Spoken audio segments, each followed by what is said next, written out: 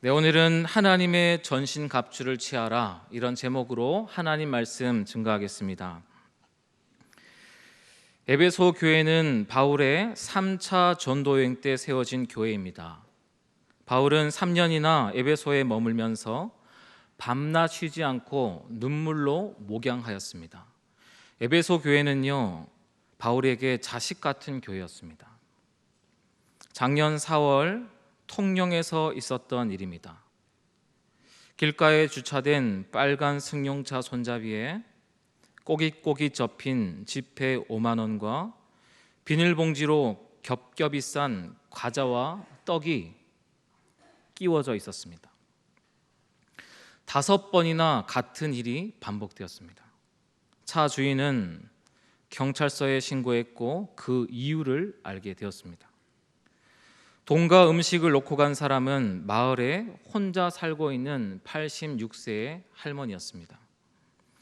할머니는 치매를 앓고 계셨는데 어려운 형편에 지난날 아들에게 공부를 시키지 못한 게 미안해서 빨간 승용차가 보이면 아들 차인지 착각하고 돈과 간식을 몰래 남기고 가셨던 것입니다.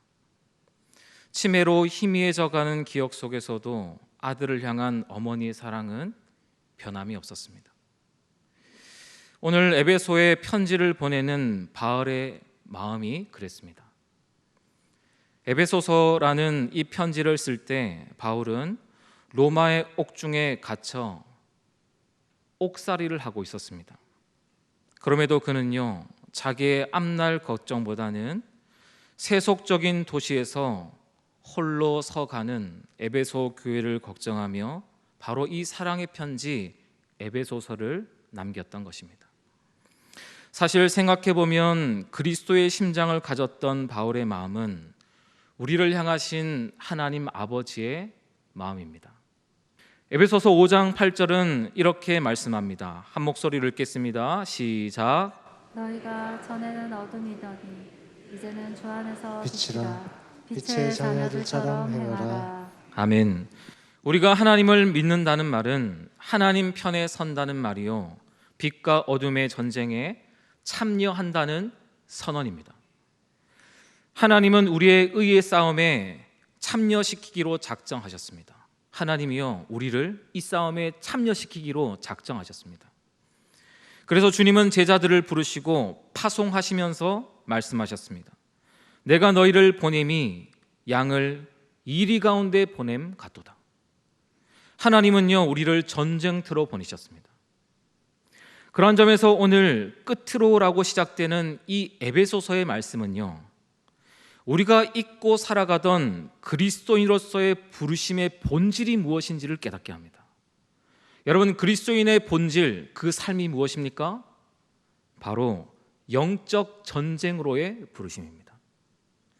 하나님은요, 우리가 싸우기를 원하십니다. 그러나 안타깝게도 많은 그리스도인들은 이 전쟁에 이미 참여하고 있지만 자신이 싸워야 하는지 전혀 모르고 있습니다. 나아가 영적 전쟁은 알아도 싸우려고 하지 않습니다. 왜요? 평화로운 삶을 원하기 때문입니다. 평화에는 두 가지 평화가 있습니다. 첫 번째는 승리로 말미암는 평화입니다. 두 번째는 항복으로 말미암는 평화입니다. 싸움에 있어서 가장 중요한 문제는 무엇입니까? 싸움의 대상입니다.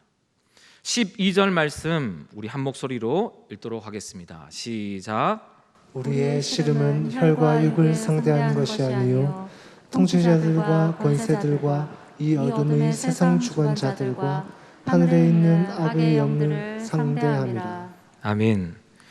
우리의 싸움은 혈과 육에 있지 않습니다. 쉽게 말해서 우리는요, 보이는 사람과 싸우는 싸움 아닙니다. 여러분, 누가 싸우고 계십니까? 혹시 사람과 싸우십니까? 그 싸움 아니라는 거예요.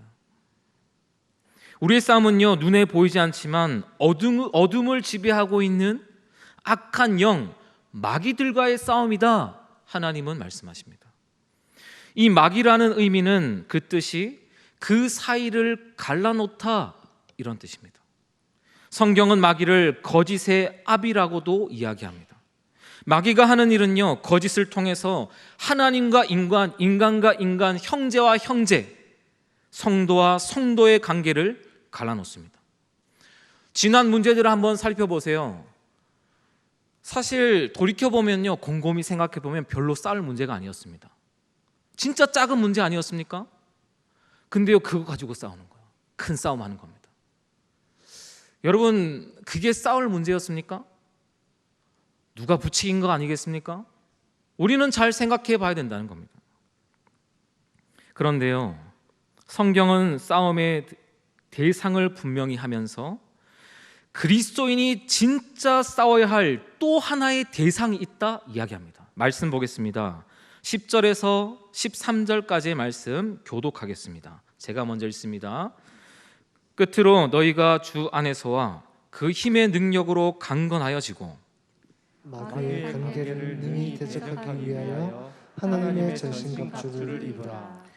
우리의 씨름은 혈과 육을 상대하는 것이 아니요 통치자들과 권세들과 이 어둠의 세상 주관자들과 하늘에 있는 악의 영들을 상대함이라. 그러므로 하나님의 전신갑주를 취하라. 이는 악한 날에 너희가 능히 대적하고 모든 일을 행한 후에 서기 위함이라. 아멘. 여러분, 말씀 가운데 눈치채셨습니까? 그리스도인이 악의 영 마귀를 대적하기 위해 진짜 싸워야 할 대상이 있는데 그것은 바로 하나님과의 싸움입니다. 말씀을 한번 곰곰이 한번 읽어보십시오. 야곱이 생각났습니다. 야곱은 둘째 아들로 태어났습니다. 그런데 이 복중에서요, 하나님의 택한 사람이었습니다. 하나님은 이삭에게 말씀하셨습니다. 큰 자가 어린 자를 섬기리라. 그는 하나님 앞에 태 속에서 택정함을 받은 사람이었습니다. 약속의 자녀였습니다. 그러나 야곱은요, 무엇과 싸워야 하는지 몰랐습니다. 그는 장자권과 싸웠습니다. 그 일로 형 에서와 싸웠습니다. 평생을 먹고 사는 문제와 싸웠습니다. 삼촌 라반과 싸웠습니다. 그는 싸우고 또 싸운 끝에 많은 것을 얻었습니다. 한 번도 싸움에 실패한 적이 없었습니다. 하지만 그 마음의 불안과 염려의 그림자는요, 여전히 떠나지 않았습니다. 많이 가졌습니다. 아내도 4명이나 있었습니다. 엄청난 일 아니겠습니까? 근데요, 그 마음의 어둠의 그림자는요, 떠나지 않았습니다. 그 결과 그는 평생 험악한 세월을 보냈습니다. 무슨 말입니까? 평안이 없었습니다. 그런데 그가 무엇과 싸워야 하는지 깨닫는 순간이 있었습니다. 언제였습니까? 야복강가의 때였습니다. 그가 야복강가에 섰을 때 그제야 풀리지 않았던 인생의 문제 가운데 무엇과 싸워야 하는지 그제서야 알게 되었습니다. 그 대상은 바로 하나님이었습니다. 야곱은요, 하나님과 씨름하기 시작합니다. 그리고 그때 하나님은 창세기 32장 28절 야곱에게 이렇게 말씀하십니다. 한 목소리 읽겠습니다. 시작. 그가 이르되 내 이름을 다시는 야곱이라 부르지 것이 아니요 이스라엘이라 부를 것이니 이는 내가 하나님과 및 사람들과 겨루어 이겼음이니라. 아멘. 야곱은 이스라엘이라는 이름을 받았습니다. 크게 2가지 의미입니다. 첫 번째, 하나님과 더불어 힘을 얻어 강하게 된 자. 두 번째, 하나님이 통치하신다, 하나님이 투쟁하신다, 이런 뜻입니다. 무슨 말입니까? 야곱의 인생에 드디어 샬롬의 평화가 임했다는 말씀입니다. 여러분, 마귀들은요, 우리를 시험하고 미혹하고 이간질합니다. 핵심이 무엇입니까? 우리의 삶을 그 문제와 싸우도록 만드는 거예요. 우리의 삶의 문제, 오직 그것만 싸우게 만드는 겁니다. 그래서 많은 사람들이 문제가 생기면 현장에서 머리 싸매고 싸우기 시작합니다. 교회 안 옵니다. 현장에서 싸웁니다. 성경이 전부 그런 이야기 아닙니까? 삶의 현장에서 그들의 인생 가운데 변화를 경험한 사람이 있었습니까? 단 한 사람도 성경에 그런 사람 없었습니다. 항상 인생의 문제는요, 주님 앞에서 주님 말씀하실 때, 성령이 임한 그때 주님께서 우리의 인생을 완전히 변화시킨 줄 믿습니다. 마귀는 우리의 지혜로 당할 수 없습니다. 바울이 에베소에서 전도했을 때였습니다. 놀라운 성령의 능력들이 나타났어요. 손수건만 얹어도 병이 낫고 악기가 떠나가는 놀라운 기적들이 일어났습니다. 이것을 본 유대의 한 제사장 스게와의 7 아들도 예수를 빙자하여 귀신을 쫓아내려 하였습니다. 아마 이렇게 말했을 거예요. 예수 이름으로 명하노니 더럽고 악한 귀신아 떠나갈지어다. 아마 이렇게 얘기했을 겁니다. 그때 악기가 말합니다. 내가 예수도 알고 바울도 알거니와 너희는 누구냐? 그렇게 얘기했습니다. 그리고는 귀신 들린 사람이요 그들에게 뛰어올라서 그들의 몸을 상하게 하였습니다. 여러분, 마귀가 모를까요? 다 압니다. 누가 가짜 신앙인지 다 알아요. 누가 흉내내는 시간인지요 신앙인지 다 아는 겁니다. 그렇게 하나님은 우리가 악한 날에 능히 대적하기 위해서 하나님의 전신갑주를 입으라 말씀하십니다.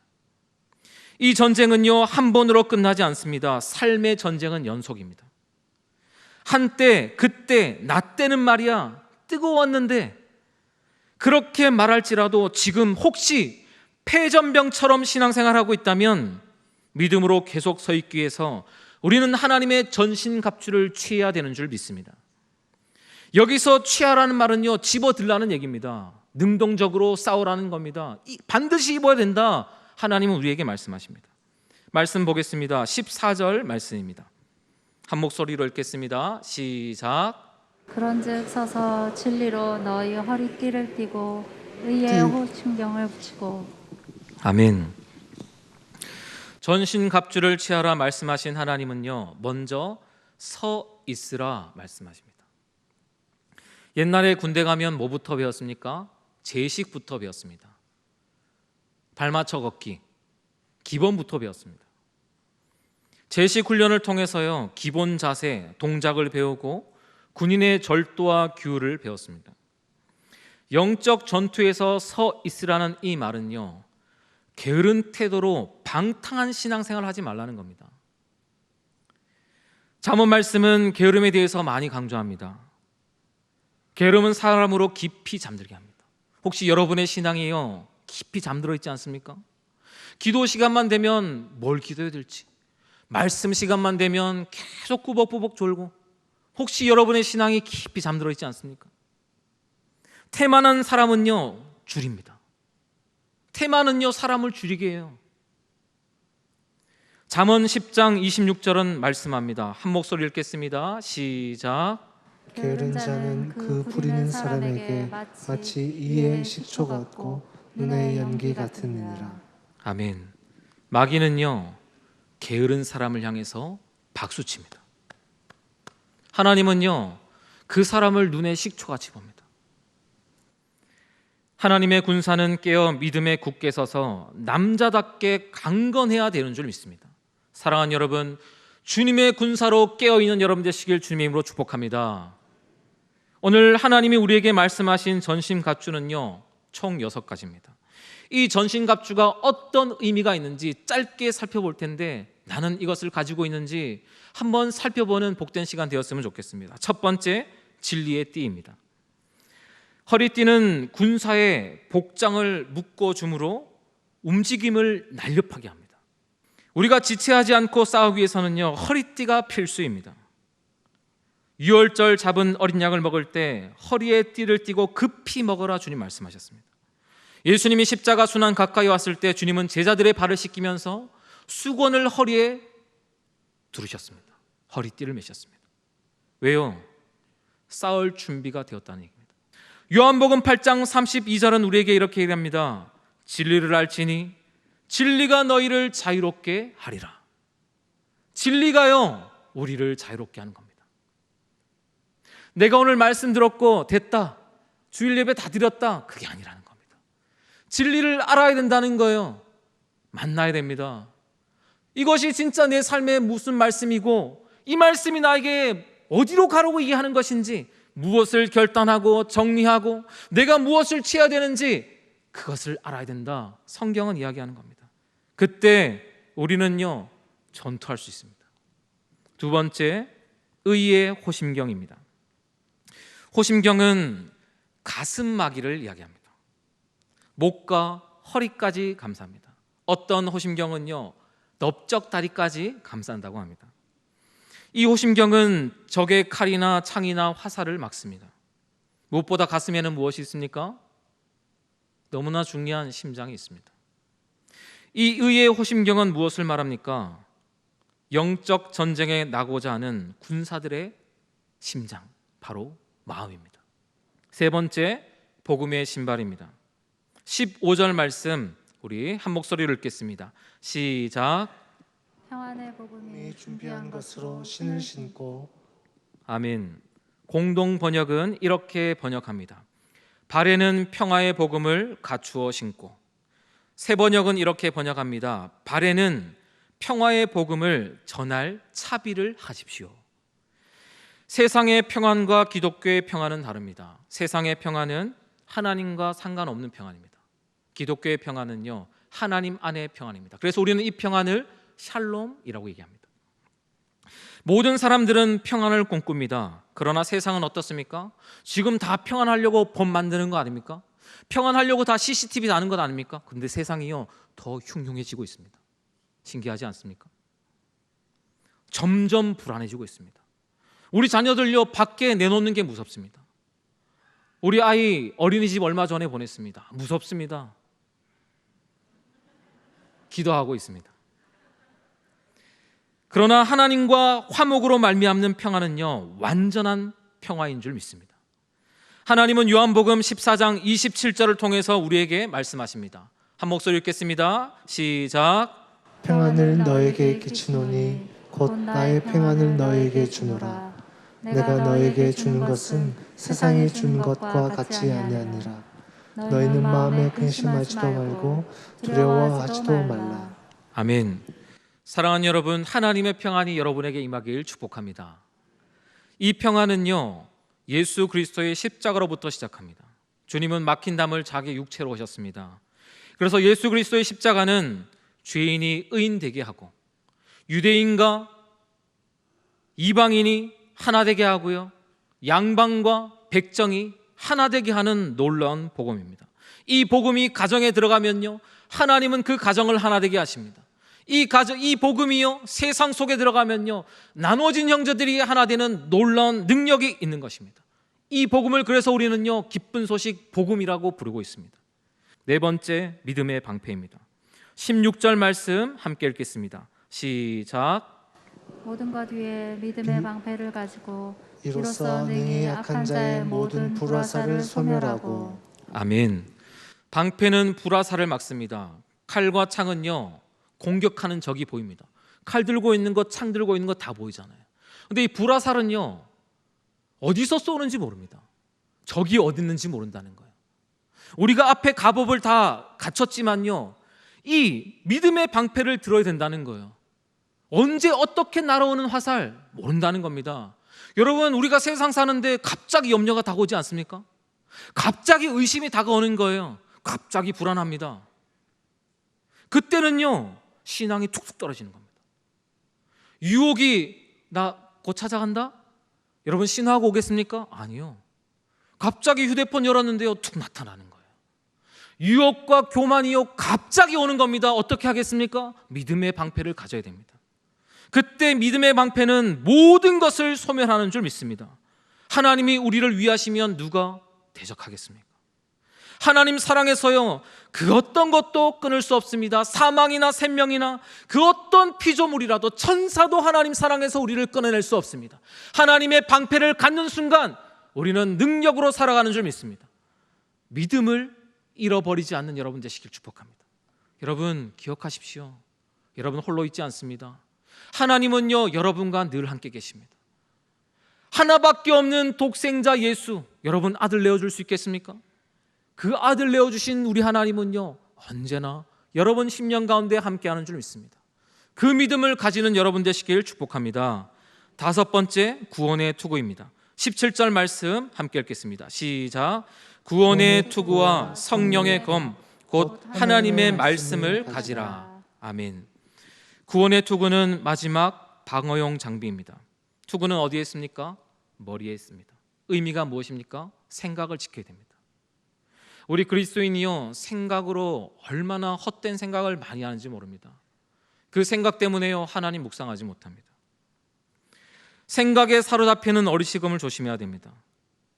성경은 그것을 염려라는 단어로 표현하지 않습니까? 우리요, 그거 다 내려놔야 됩니다. 그거 다 내려놓고 기도해야 됩니다.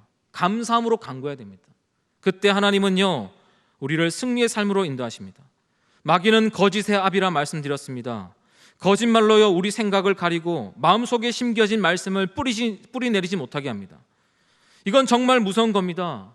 군사가요, 모든 갑옷 다 준비했습니다. 그런데요, 생각에 나는 안 되겠는데? 나는 연약해서 안 되겠는데?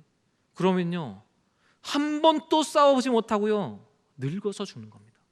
그 자리에서요, 칼 맞아 죽는 거예요. 생각에 사로잡히면요, 몸이 굳어버립니다. 신앙이 굳어버리는 거예요. 생각을 지켜야 됩니다. 우리의 모든 생각을 사로잡아야 됩니다. 사랑하는 여러분, 요즘에 무슨 생각하십니까? 주님 생각하는 여러분 되시길 주님으로 축복합니다. 마지막 6번째입니다. 성령의 검입니다. 전신갑주 중에 유일한 무기는 성령의 검이다. 우리 군사는요, 전쟁에 살아남는 것이 목표 아닙니다. 갑옷 다 입고 화살 피하고 창피하면서 살아남는 것 우리 목표입니까? 아닙니다. 우리는 주님의 군사로요, 승리가 목표인 줄 믿습니다. 그렇기 때문에 이 성령의 검을 반드시 들어야 됩니다. 우리가 성령의 검, 말씀을 가질 때요, 우리는 진짜 세상에 나아가 승리를 맛볼 수 있습니다. 이 검은 휘둘러서 사람을 베는 장칼, 그것을 말하는 것 아닙니다. 단검. 찌르면요, 아주 심각한 치명적인 심장에 피해를 입히는 아주 작은 단검을 이야기합니다. 작아도 괜찮다는 겁니다. 말씀만 가지면요, 승리할 수 있는 줄 믿습니다. 히브리서 4장 12절 13절은 우리에게 무엇을 말합니까? 하나님의 말씀은 살아있다 말하지 않습니까? 좌우의 날선 어떤 검보다 예리하다 말하지 않습니까? 우리가 말씀의 검을 탁 들면요, 우리 안에 있는 그 어둠의 영은요, 찔러지는 겁니다. 우리가 이 검을 가지면요, 우리 앞에 나타난 그 어둠의 영을 찔러 쪼개는 줄 믿습니다. 우리가 이 검을 가지면요, 날마다 승리의 승전가를 볼 수 있는 줄 믿습니다. 40일 밤낮으로 금식하신 주님은요, 성령에 이끌려 마귀의 시험을 받으셨습니다. 그때 주님은 무엇으로 이기셨습니까? 성경은 말합니다. 기록되었으되 주님은요, 오직 말씀을 선포하면서요, 마귀를 쫓아보내셨습니다. 마귀가 무서워하는 것은요, 우리의 신념 아닙니다. 지식 아닙니다. 재정 아닙니다. 굳건한 삶의 태도 아닙니다. 오직 살아계신 하나님의 말씀이 있는 줄 믿습니다. 말씀은요, 영원합니다. 그 말씀 붙드는 자는요, 환경 따라 변하지 않습니다. 환경 따라 흔들리지 않습니다. 날마다 승리하는 복된 인생이 되는 줄 믿습니다. 여러분, 세상에서 무엇을 그렇게 가지려고 노력하고 있습니까? 말씀의 검을 가져야 되지 않겠습니까? 그 검이요, 여러분의 인생의 진정한 기쁨 되시길 주님의 이름으로 축복합니다. 주님 앞에 섭니다. 모든 염려 주께 맡기고 주만